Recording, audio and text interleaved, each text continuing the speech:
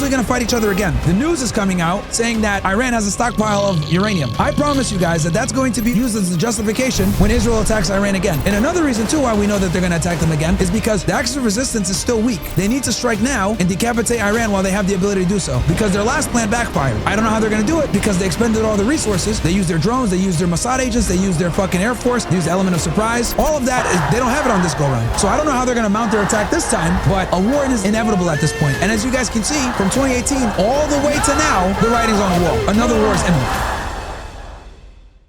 Do want to take you out to an international story that we are following right now, as a confidential report by the United Nations nuclear watchdog circulated to member states and obtained by the Associated Press shows Iran increased its stockpile of uranium enriched to near weapons-grade levels before Israel launched its military attack back in June. The report by the International Atomic Energy Agency said that as of June 13th, Iran had about 972 pounds of uranium that was enriched up to 60%, up 71 pounds since the last report 1 month earlier. That material is a short technical step away from weapons-grade levels of 90%, and the IAEA says about 93 pounds of 60% enriched uranium is theoretically enough to produce one atomic bomb if enriched to 90%. Again, you can see that information here from the Associated Press on your screen. Now, the reason why this is important, guys, is because they're going to use this to justify going into war again, okay?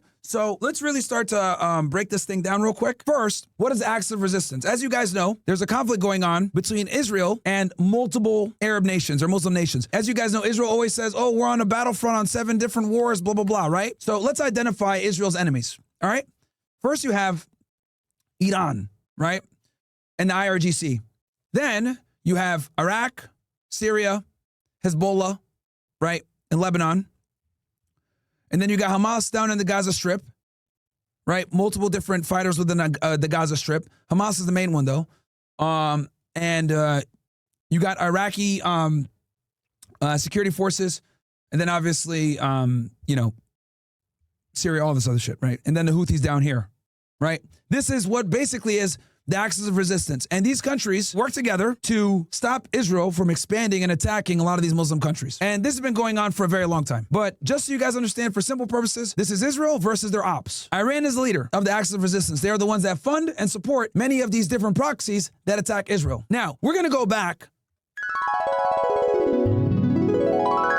to the 2018-2019 Gaza border protests. And the reason why is because these protests kind of was the last straw. So it's also known as the Great March of Return.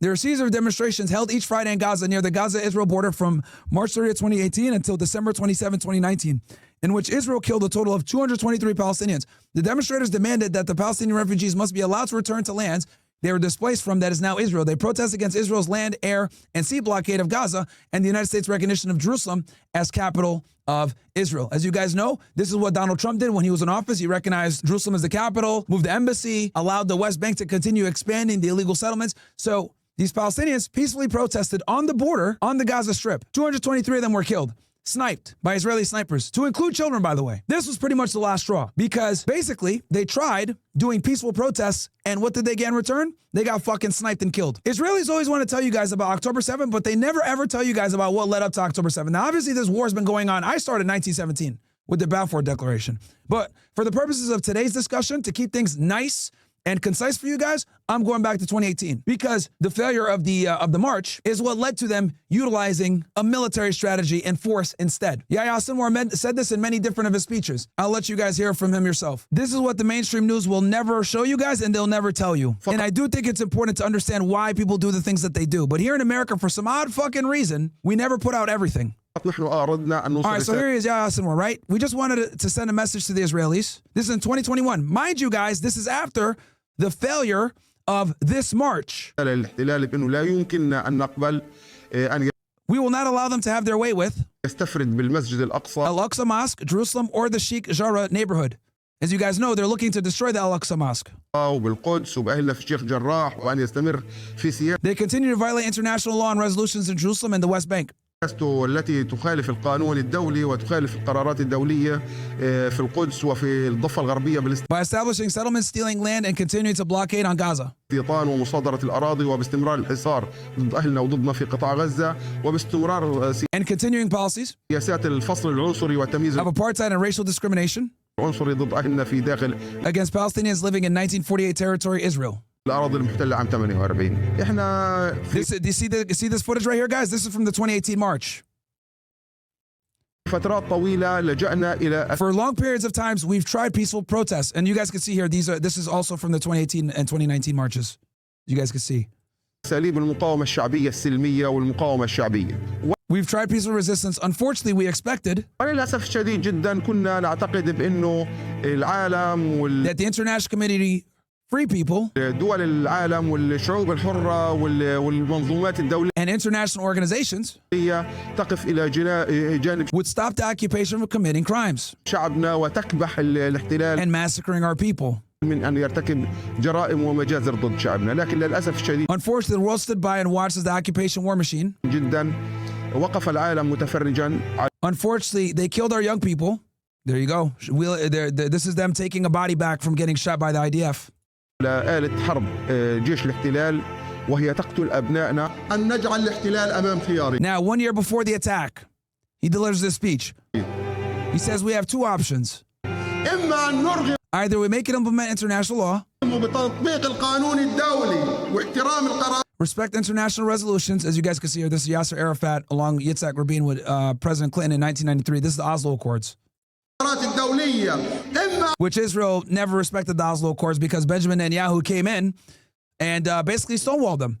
And the Oslo Accords were supposed to become the beginning of potentially getting a two-state solution.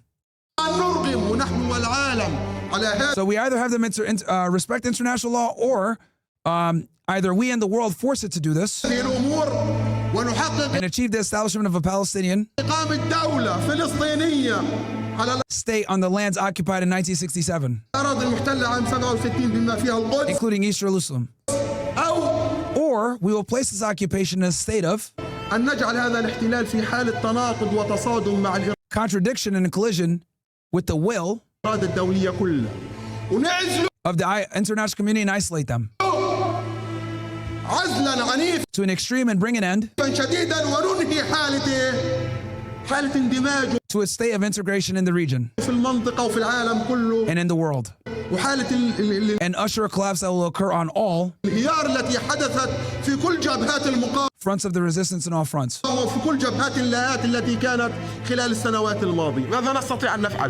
Here's another interview he did. What are we supposed to do? Should we raise the white flag? That's not going to happen. هل نرفع الراية البيضاء؟ نحن لن نرفع الراية البيضاء. هل المطلوب منا أمام Does the world expects us to be well-behaved victims while we're being killed? العالم أن نقتل وأن نكون الضحية الطيبة حسنة الأخلاق For us to be slaughtered without making a noise? التي تقتل دون أن يرتفع لها صوت؟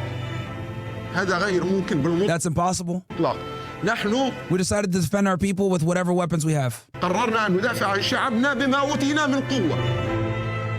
So that's just so you guys understand the background, because Western media, for some odd reason, never talks about this shit, which is strange to me. So you had the Gaza protests. They were a monumental failure. A lot of people died. That pretty much made them say, yo, we tried to peacefully protest, and these guys don't give a fuck, and they don't want to give us statehood. As we know, Benjamin Netanyahu has been sabotaging the Oslo Accords for fucking years. He's been caught on video doing this. Now, this led to clashes in 2018. Gaza-Israel Clashes began on November 11th, 2018, when a botched Israeli covert operation carried out in Khan Yunis, area of southern Gaza Strip, killed 7 Palestinian militants and 1 Israeli soldier. So this was one of the escalations. Then, on March 25th, 2019, a rocket was launched from Gaza and hit a house in Mishmeret, injuring 7 people. The rocket was probably a domestically produced J-80 rocket and flew some 120 kilometers from Rafah in the south of Gaza to Mishmeret, along with incendiary balloons. Then that led to more fighting, right? May 19th, Gaza-Israel Clashes. And you guys can see all the different fucking little things that happened between May 3rd to May 5th, right?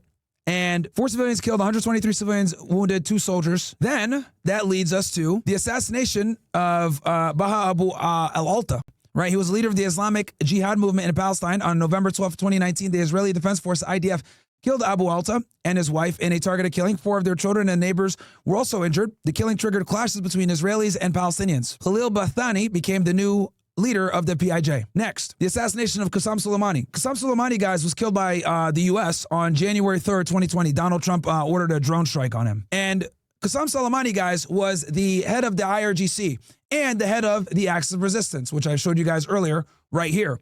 He was responsible for arming the other proxies. He would support Hezbollah because they were right on Israel's northern border.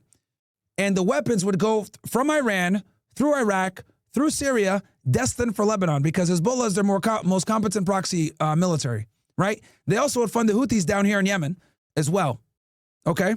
Down this way, you guys can see with my mouse. So losing Qasem Soleimani was huge because he basically ran the IRGC, okay? And they killed him in Iraq, which questionable. They used a very nebulous international statute during the Saddam Hussein Iraqi war era to justify the killing. But this was a huge escalation in the conflict. And Qasem Soleimani, literally even Mossad, former Mossad director Yossi Cohen said Soleimani's strategies had personally tightened a noose around Israel's neck, right? So this was a big deal when they lost him. So then was the assassination of Mohsen Mahabadi, okay? He was an Iranian nuclear scientist, physicist and scientist. He was regarded as the chief of Iran's nuclear program. Okay, he was killed in 2020. So Qasem Soleimani gets killed in January. Roughly 11 months later, the head scientist of Iran's nuclear program gets killed by the Israelis. Israelis are notorious for assassinating nuclear scientists. Next, 2021. And what ended up happening was there was a crisis. And what happened here was it was a major outbreak of violence in the Israeli-Palestinian conflict that mainly commenced on May 10th, 2021. It continued until a ceasefire came into effect on May 21st. So more skirmishes, more fighting, rockets going back, people being killed, etc. Then another clash in 2022. The 2022 Gaza-Israel Clash code, named Operation Breaking Dawn, lasted from August 5th to the 7th of 2022. The Israeli Defense Forces conducted some 147 airstrikes in Gaza, and Palestinian militants fired approximately 1,100 rockets towards Israel. The operation, ordered by Prime Minister Yair Lapid and Defense Minister Benny Gantz, without prior cabinet discussion or approval, followed a raid in Jenin in the Israeli-occupied West Bank, in which Israeli forces arrested Bassam al-Sadi, a leader of the Palestinian Islamic Jihad.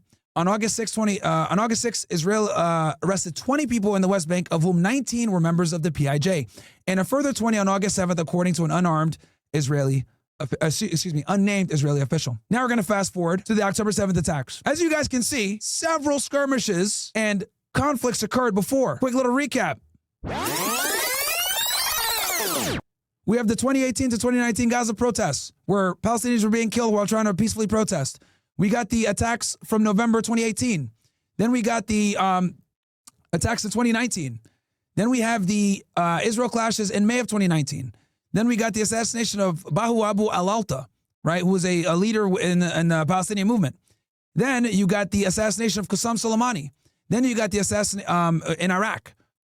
Then you have the assassination of Mohsen Fakhrizadeh, head nuclear scientist. Sorry, I'm butchering his name. He's not, it's Farsi, guys. Then in 2021, more skirmishes. 2022, more skirmishes. Okay? This all leads to the October 7th attacks, aka Operation Al-Aqsa Flood. You guys know what happened on October 7th. I've talked about it a million times. 1,200 Israelis killed. 400 of them were IDF. That leaves us with about 800. Of that 800 that's left, 200 were killed by the IDF based on the Hannibal Directive, which was 100% implemented on that day. So you guys proved this a million times. So that leaves us with roughly 600 people. Of those 600, to this day, we don't know who Hamas killed versus who the IDF killed. But what you guys do need to know is that when they run these operations, Hamas, etc., the goal is to kidnap as many Israelis as possible. I'm not condoning it. I'm not saying it's good, but I'm telling you guys what the goal is. The goal is to take these individuals to facilitate prisoner exchanges. And the reason why they want to do these prisoner exchanges is because right now, as we speak, guys, roughly 11,000 Palestinians are in Israeli jails. About 3,500 of those people in these Israeli jails are being held without charge, without due process, being abused, being raped, and not being treated like humans. And they're being tortured. This has been documented widely by so many different humanitarian organizations. Hell, even Israelis are coming forward documenting this stuff. So the October 7th attacks occurred because of all the stuff I showed you, on top of the Abraham Accords, the impending destruction of the Al-Aqsa Mosque. That's why they called it Operation Al-Aqsa Flood. Notice how in American media, they never talk about what the operation is called. Did you guys catch on to that? They only call it the October 7th attacks in the West. They never call it Operation Al-Aqsa Flood, because for you to name the operation gives a religious context, and they don't want them to have that. But at the same time, the Israelis use religious context all the time. Hell, it's one of their main claims as to why Israel is their land. So we already know what happened on October 7th. Then this leads us to the Gaza war, right? As you guys know, and the war is still going on. There's been carpet bombing all across the Gaza Strip. Innocent children like Hind Rajab are getting killed all over the place. Tens of thousands of children have died. Now, another escalation. On April 1st, 2024, Israel conducted an airstrike on the Iranian embassy complex in Damascus, Syria, destroying the building housing its consular section. The airstrike began the 2024 Iran-Israel conflict and took place during a period of heightened tension between Israel and Iran and amidst the Gaza war and the Israel-Hezbollah attack. Or conflict. So on October 8th, after October 7th happened, Hezbollah started shooting rockets into northern Israel. The reason why they did this is because they wanted the IDF to not be able to, here, let me show you guys on a map. The reason why they did this, chat, is because, and as you guys can see here, here's southern Lebanon right here, and here's northern Israel. The reason why they were shooting rockets into northern Israel, Haifa area, etc., and that's to evacuate 60,000 people, is because it would force the IDF to move resources from the Gaza Strip down here on the south up north. Okay, and that would weaken and split their fighting force. So it was a diversion tactic. And the Houthis also got involved after October 7th happened, and were shooting rockets down here from Yemen.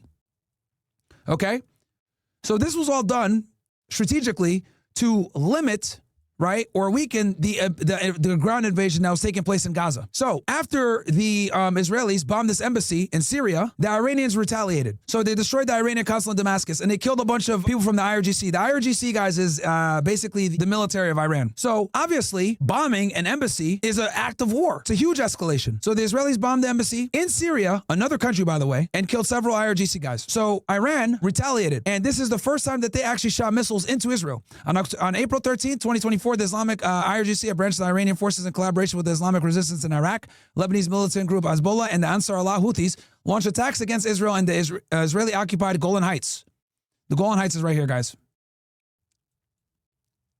Okay.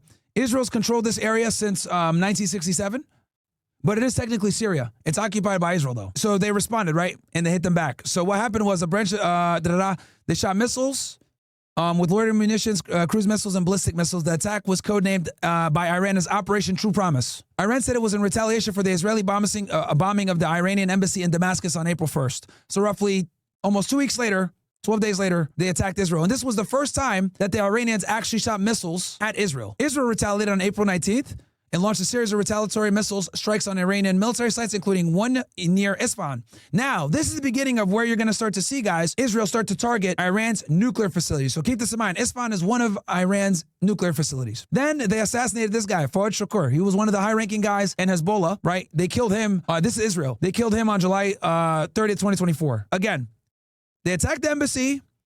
Iran attacks them back. Israel attacks them back. And then Israel attacks them again and kills a high-ranking guy in Hezbollah named Fuad Shukr. Then, a day later, they kill Ismael Haniyeh in Tehran. This was the guy. This was the head of the Hamas political wing. This dude was the guy that was responsible for the negotiations. They killed him with a precise bomb in his hotel room. Okay, and just so you guys know, they killed him and his guy. Very accurate. They snuck bombs there roughly 2 to 3 months before. This was a huge embarrassment and slap in the face to the Iranian government because Ismael Haniyeh was there on an official visit to see the induction of the new president of Iran. So him dying on Iranian soil was incredibly embarrassing to the Iranian government. Then, fast forward to September of last year, that was the pager attack. As you guys know, on September 18th and September 17th, thousands of handheld pagers and hundreds of walkie-talkies intended for use by Hezbollah exploded simultaneously in 2 different events across Lebanon and Syria in an Israeli attack nicknamed Operation Grim Beeper. That's a funny name, I ain't gonna lie. But according to unnamed Hezbollah official, the attack took 1,500 Hezbollah figures out of action due to injuries. So people were killed and a lot of them got maimed. And what had happened and why this operation is so crazy, guys, is because they put the bombs and explosives in these pagers and walkie-talkies 10 years prior, okay? Welcome, punch! So this was a very sophisticated, well thought out, organized, and detailed operation. Very impressive by the Mossad. You guys know I give them credit all the time when they pull off shit like this. This led to the assassination of Hassan Nasrahllah. So they weakened Hezbollah with the explosions and the beepers, and then Nasrallah, the head of Hezbollah, got bombed. And how they killed him was he was in Beirut. Beirut is like the stronghold here in Lebanon. They bombed a bunch of buildings, and he was killed. Okay, another big blow. So they killed 2 top officials, Fuad Shukr and Hassan Nasrahllah, through airstrikes and assassinations, and they conducted the pager attack. These 2 assassinations and the pager attack led to the October 20 Iranian strikes on Israel. So Iran retaliated because Hassan Nasrahllah was a very big figure for them, very important figure. So on October 1st, 2024, Iran launched about 200 ballistic missiles at targets in Israel in at least 2 waves, then the largest attack during an ongoing Iran-Israel conflict. So after Hassan Nasrallah's death, that's how Iran responded. Then, fast forward to October 16th, the Israelis accidentally killed Yahya Sinwar. He was on the front line fighting with a bunch of Hamas fighters. He was the one that threw the stick when the drone came at him. And he's also the one that planned and coordinated the October 7th attacks after the failure of the marches in 2018 and 2019. Then, on October 26, 2024, Israel launched 3 waves of strikes against 20 locations in Iran and other locations in Iraq and Syria, codenamed Operation Days of Repentance. It was the largest attack on Iran since the Iran-Iraq War. Israel said the strikes were launched in response to the Iranian strikes against Israel earlier that month. Because you guys know, on October 1st, Iran attacked Israel for killing Hassan Nasrahllah in September. This led to a ceasefire between Israel and Lebanon. Now, just so you guys know, the Israelis had invaded southern Lebanon, they had done the pager attack, and they were bombing Beirut. So 3 different things were going on at the same time. But the IDF was getting their asses kicked on the ground. They could not move in advance further into southern Lebanon. They were trying to get all the way to Beirut. They were trying to get to the Litani River. They couldn't do so. This led to a ceasefire. And this ceasefire was brokered on November 27, 2024. Now, this is important because after the ceasefire happened, Hezbollah was significantly weakened, which made what? Syria open for attack. This led to the fall of the Assad regime. On December 8, 2024, the Assad regime collapsed during a major offensive by opposition forces. The offensive was spearheaded by HTS, Hayat Tahrir al-Sham, and supported mainly by the Turkish-backed Syrian National Army, as well as the ongoing Syrian civil war that began with the Syrian Revolution in 2011. Now, Bashar al-Assad, who was running Syria at the time, Hezbollah couldn't back him up, and the Russians were fighting the Ukrainians. Bashar al-Assad was able to stay in power because Putin and the Russians gave him air support. This is how he's been able to keep these rebels from attacking him for, the better part of a decade plus, because there was a civil war going on in Syria since like 2011 with the Arab Spring. So when the rebels started making their way down towards Damascus, right? So the war started here. Where is it? Idlib, right? So Idlib is the stronghold of HTS, right? These guys right here, okay? Idlib is like their fucking main area. So after the ceasefire and Hezbollah being weakened and not being able to assist the Assad regime, your guy Ahmed al-Sharaa went from Idlib to Aleppo, okay? And they took over Aleppo. After they took over Aleppo, they took the M5 highway down all the way to Damascus, okay? They took over Hama, Homs, and then worked their way down here. Bam, took over Damascus, the capital, right? And Bashar al-Assad knew this was coming. So what did he do? He fled to Russia. When he fled to Russia, this guy took power. Ahmed al-Sharaa, a former al-Qaeda member. While they were doing this transition period, the Israelis intelligently went and attacked all of Syria's military infrastructure, effectively weakening the Syrian regime that was coming in. Though the Israelis and the Turks helped al-Sharaa get in power, they also didn't want him to ever weaponize against them, so Israel bombed all of Syria's military infrastructure during this chaos period. And now Ahmed al-Sharaa is president of Syria, and he kicked out all the IRGC guys from Syria. Why is this important? Because him kicking out the IRGC guys basically doesn't allow Iran to use Syria as a proxy anymore. And since Syria can't be used as a proxy anymore, they've effectively been cut off from Lebanon. As you guys can see, Syria borders Lebanon and is a critical country in the chain to get weapons and support to Hezbollah, the biggest fighting force within the axis of resistance. So you got the weakening of Hamas, right, by killing their leaders. Then you got the weakening of Lebanon and Hezbollah by killing their leaders and the pager attack. Then you get the former leader of Syria to run over to Russia for asylum. And then you put in a former terrorist. He takes over. He kicks the IRGC guys out. What's left, chat? Well, I'll tell you what's left. Iran's left. So after Ahmed al-Sharaa takes power, he struck a deal with Trump and got the sanctions lifted. This led to what we saw back in June, the Iran-Israel war. After Israel weakened Hamas, weakened Hezbollah, got Bashar al-Assad out of there and put in a dummy president, that left Iran weak and vulnerable. So what happened was they went and attacked with Operation Rising Lions. The point of Operation Rising Lions was to kill their nuclear scientists, to kill their high-ranking IRGC guys, and put the country in disarray. And what they hoped was that the Iranian government, the Iranian rebel groups like the Balochs, etc., would come in and overthrow the Ayatollah. Well, that was Instead of turning on their government, what ended up happening was the government, the people rallied on the streets, and it created the effect of rallying around the flag. Everyone got together and protested and said, you need to fucking hit Israel back. Now, the reason why Iran had never been really attacking Israel that hard is because within the Iranian government, there were two different sides. One side, the reformists, and the other side, the conservatives. The reformists want diplomacy with the West to get the sanctions lifted. Iran has had crippling sanctions for a very long time, chat. But the conservatives said, no, we can't trust the West. They want to destroy us because Israel runs their foreign policy. So when Israel ran Operation Rising Lions and bombed them and attacked them, equivalent to their Pearl Harbor, the government finally united and said, no, we got to hit these guys back. Not only did the government unite between the reformists and the conservatives, the people took to the streets and protested, saying that they demand that the Iranians hit Israel back. And then what we saw happen after that was pretty much this. Boom, boom, boom.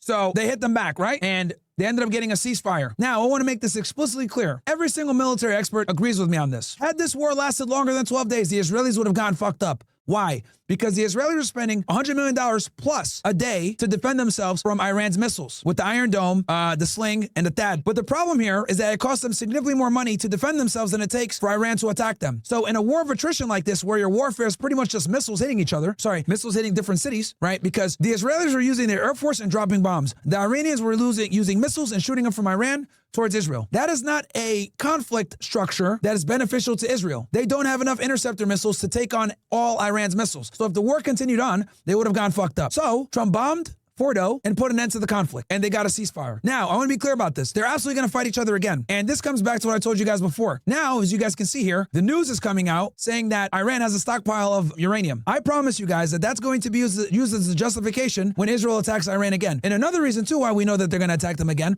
is because the axis of resistance is still weak. They need to strike now and decapitate Iran while they have the ability to do so, because their last plan backfired. I don't know how they're going to do it because they expended all the resources. They used their drones, they used their Mossad agents, they used their fucking Air Force, they used the element of surprise. All of that, they don't have it on this go round. So I don't know how they're going to mount their attack this time, but a war is inevitable at this point. And as you guys can see, from 2018 all the way to now, the writing's on the wall. Another war is imminent. Then, the last developing thing was Abu Obeida, the spokesperson for Hamas, was killed on August 30th. This guy he was making speeches for Hamas since 2004, high-ranking official. So as Gaza continues its military conflict in the Gaza Strip to take it over, and while Hezbollah is weak, while Syria is destabilized, the only people that are really up and kicking still are Iran and the Houthis. But Israel also struck the Houthis a couple of days ago and killed a bunch of their higher-ups in the Yemeni government. So that's where we are now, guys. So that is a very thorough and detailed timeline. If anyone ever asks you guys about how the hell did we get here, whatever, feel free to take that clip right there and send it to your friends, share it wherever you guys want, because I do think that it's very important to analyze every single, point of the escalation ladder so that you guys know how the fuck we got here. War's inevitable, guys. It's absolutely inevitable. And now you guys see why, because Iran right now is in a weakened position and the proxies are not in a position to help. So this is why the Israelis are rushing to make something happen while they can.